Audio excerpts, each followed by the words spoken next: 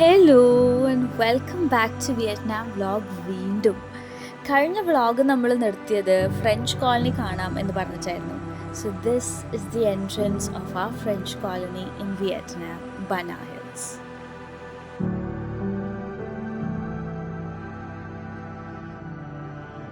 French colony was all about magic. ഏതൊരു വാളാണെങ്കിലും ഏതൊരു സ്പോട്ടാണെങ്കിലും it always showed us some kind of magic in it.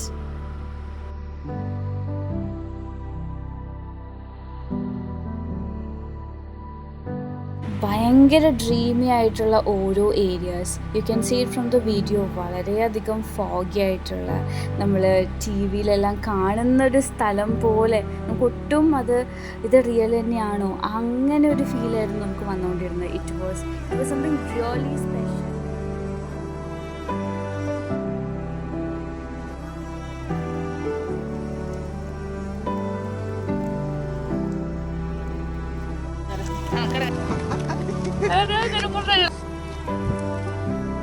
അതിനുശേഷം നമ്മൾ പോയത് ഒരു ഗ്രാൻഡ് ലഞ്ച് കഴിക്കാനായിരുന്നു.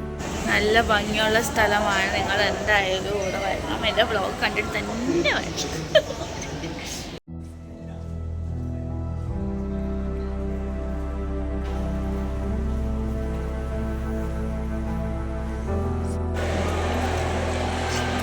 ഇത് ഫുഡ് കഴിക്കാൻ പോകുന്ന സ്ഥലമാണെന്ന് പറഞ്ഞാൽ നിങ്ങൾക്ക് വിശ്വസിക്കാൻ പറ്റും. പക്ഷെ നിങ്ങൾ വിശ്വസിക്കണം, ബിക്കോസ് ഇത് ഫുഡ് കഴിക്കാൻ പോകുന്ന സ്ഥലം. And this is the toilet എല്ലാം നല്ല ഭയങ്കര റിച്ച് ഫീലാണ്. നമുക്ക് അവിടെ ഇരുന്ന് എണീക്കാൻ തോന്നില്ല, അതുപോലത്തെ ടോയ്ലറ്റ്. റെസ്റ്റോറൻറ്റ് എത്തി. ഇവിടെ ഒരു സിൻഡ്രല്ല പോലത്തെ ആരോ ഉണ്ട്.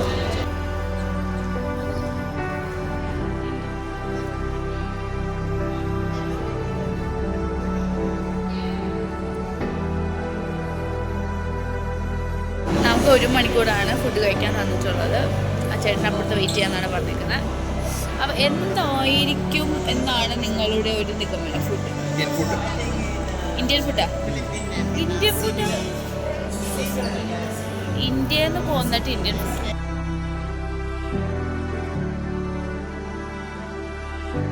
ഇവിടെ ഒരുപാട് ടൈപ്പ് ഫുഡുണ്ട്.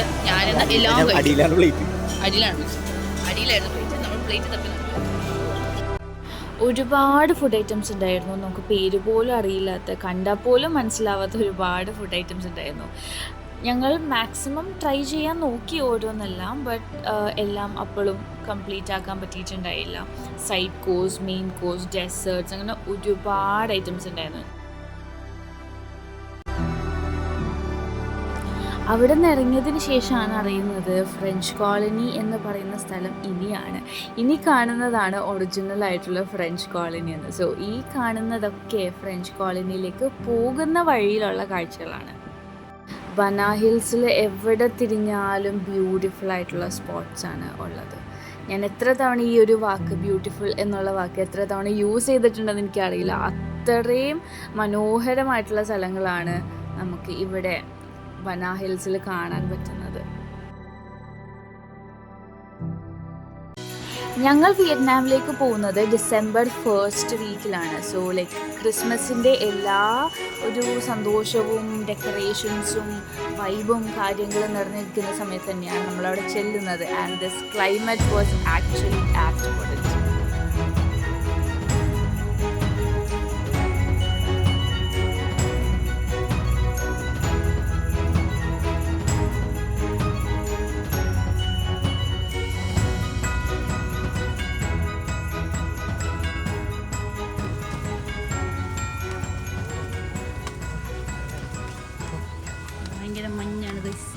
ഭയങ്കര മഞ്ഞാണ്. ഒരു പോയിന്റ് കഴിയുമ്പോൾ നമ്മൾ എത്തുന്നത് ഒരുപാട് അമ്പലങ്ങളിലേക്കാണ്. എവിടെ തിരിഞ്ഞാലും അമ്പലമാണ്. ആൻഡ് ഈ അമ്പലങ്ങളെല്ലാം ബുദ്ധന്മാരുടേതാണ്. നമ്മ മാത്രമാണ് ഇപ്പോൾ ഇവിടെ ഉള്ളതെന്നാണ് രാകേഷ് പറയുന്നത്.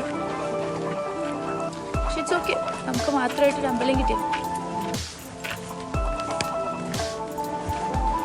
ഈ കാണുന്നതെല്ലാം ഓരോ ടൈപ്പ് ഓഫ് ടെമ്പിൾസ് ആണ്. ഞാൻ നേരത്തെ പറഞ്ഞതുപോലെ തന്നെ വിയറ്റ്നാമീസ് ബുദ്ധകളെയാണ് ആരാധിക്കുന്നത്. അതുകൊണ്ട് തന്നെ ഒരുപാട് അമ്പലങ്ങളും ഒരുപാട് വിശ്വാസവും ആചാരവുമുള്ള കൂട്ടരാണ് വിയറ്റ്നാമീസ്. പൈസ ഇങ്ങനത്തെ എന്തെല്ലാം സ്ഥലങ്ങളാണ്.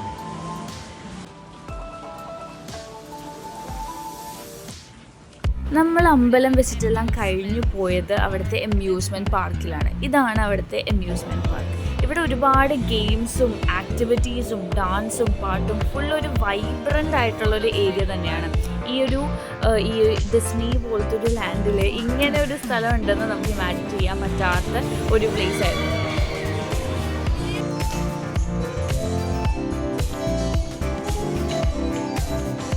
ഞങ്ങൾ മൈക്കിൾ ജാക്സനെ കാണാൻ പോവാണ്.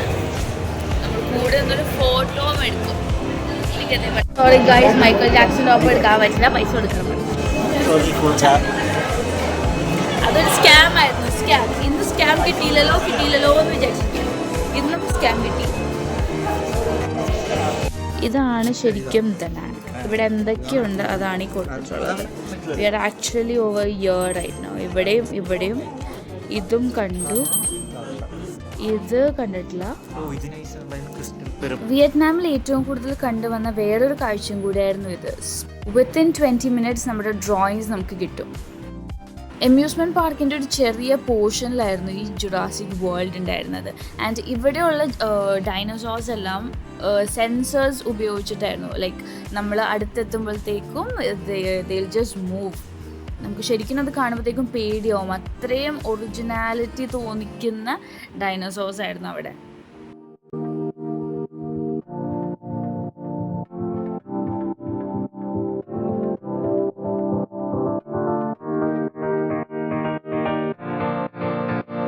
അങ്ങനെ ജുറാസിക് വേൾഡിൽ നിന്ന് ഇറങ്ങിയതിന് ശേഷം നമ്മൾ വനാ ഹിൽസിനോട് ബൈ പറഞ്ഞു. We came back through the same cable car.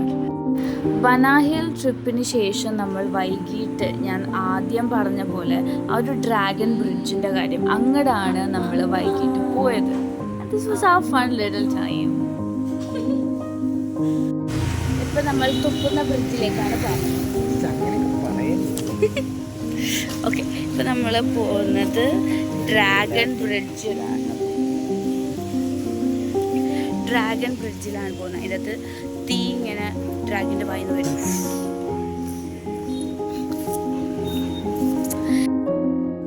ബാലയും രാകേഷും ബ്രിഡ്ജിൻ്റെ അപ്പുറത്തെ സൈഡിലാണ് പോയത്. ബിക്കോസ് അവർക്ക് ആ സൈഡിൽ നിന്ന് കുറച്ചും കൂടെ വീഡിയോ ക്ലിയർ ആയിട്ട് കിട്ടും എന്നുള്ളതുകൊണ്ട് അവർ ആ അറ്റത്തും പോയി, ഞങ്ങൾ ഈ അറ്റത്ത് നിന്നു. ഇതാണ് ഞാൻ ആദ്യം പറഞ്ഞ കാര്യം, ഈ ഫയർ ഡ്രാഗൻ്റെ വായിൽ നിന്ന് തീ തുപ്പുന്നത്. ഇത് ആഴ്ചയിൽ 3 ദിവസമാണ് ഉണ്ടാകുന്നത്. And we almost waited for half an hour to see this.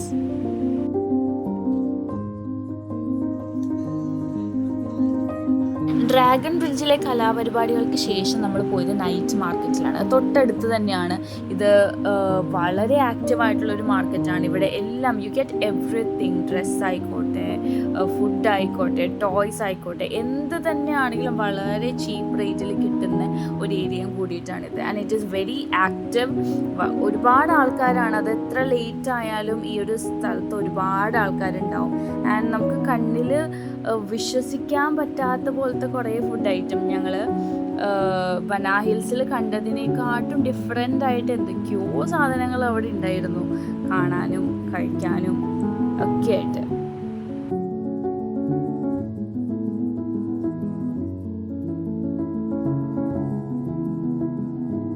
So ഇതായിരുന്നു ഡനാങ്ങിലെ ലാസ്റ്റ് നൈറ്റ്. ഇനി നമ്മൾ പോകുന്നത് നോർത്തിലേക്കാണ്, നോർത്ത് വിയറ്റ്നാം.